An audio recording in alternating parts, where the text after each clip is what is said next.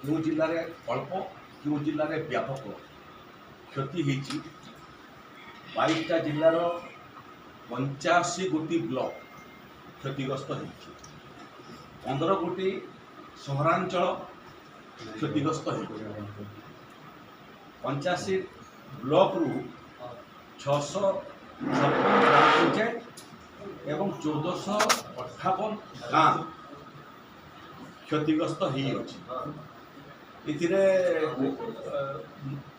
मयूरभंज केन्दुझर ठारू आरंभ कर भाव में बालेश्वर भद्रक जाजपुर एवं तार सहित केन्द्रापड़ा जगतसिंहपुर बरगढ़ में क्षयक्षति होती। बलांगीर में कटक में खुर्धार नुआपड़ा बौद्ध ढेंकानाल कलाहांडी कंधमाल कोरापुट मालकानगिरी संबलपुर रायगड़ा सुवर्णपुर एवं सुंदरगढ़ ये 8,63,909 व्यक्ति ये बन्या फल प्रभावित होती।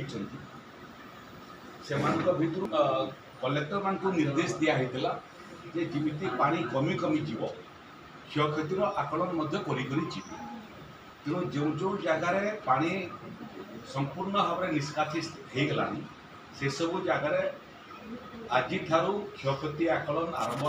राजस्व विभाग एवं कृषि विभाग दुई विभागर अधिकारी माने मिलित भाव में ये क्षयक्षतिर आकलन करुँच।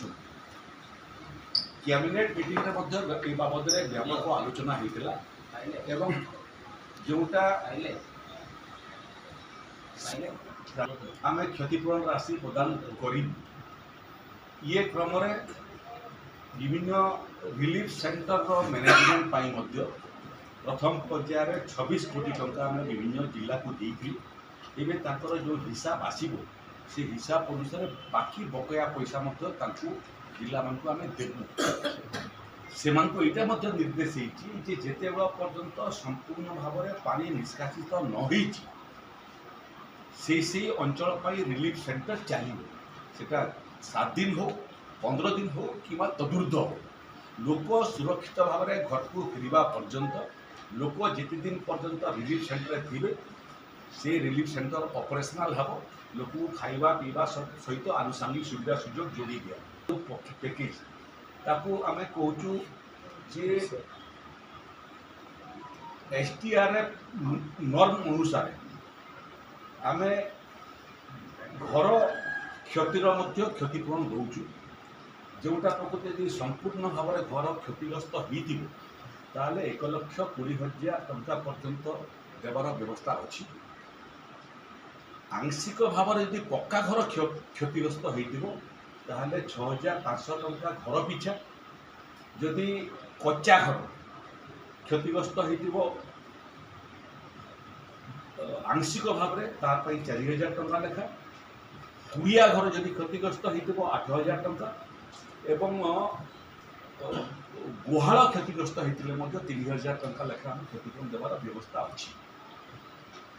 ये क्रम आम 42 कोटी 80 लक्ष टंका मोटामोटी प्रोविजनल एसेसमेंट कर फाइनल रिपोर्ट आसी ना आनुमानिक भाव में जिलापाल को कहला रिपोर्ट पार्शियल रिपोर्ट पठे दियो प्रोविजनल रिपोर्ट पठे दियो पैसा नहीं जाओ बांटीबार आरंभ कर आपको जब देखा प्रकृत में प्रोविजनल रिपोर्ट ठारू आहरी अधिक आवश्यक पड़ी आहरी अधिक पैसा जो व्यवस्था अच्छी आपको कहीदे जे हेक्टर पिछा रेनफेड क्रॉप जोटा सेटा 8,500 टंका पर हेक्टर इरिगेटेड क्रॉप जोटा सेटा हेक्टर पिछा 17,000 टंका एवं जोटा पेरिनियल क्रॉप बोली आम कहूँ ताकू 22,500 टंका हेक्टर पिछा प्रदान कर मोटामोटी जो आंशिक रिपोर्टर प्रोविजनल रिपोर्ट आम पाखे हस्तगत होती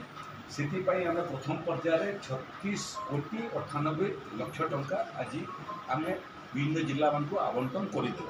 तो जो मानकर जीवन हानि होती से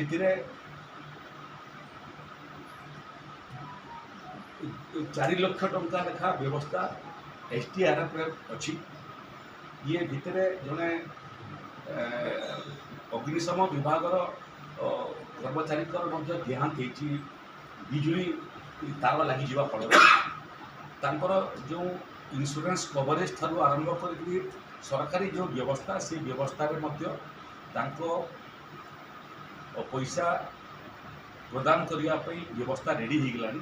କ୍ଷେତ୍ରରେ ପଶୁ ପିଛା 37,500 ଟଙ୍କା ଆଉ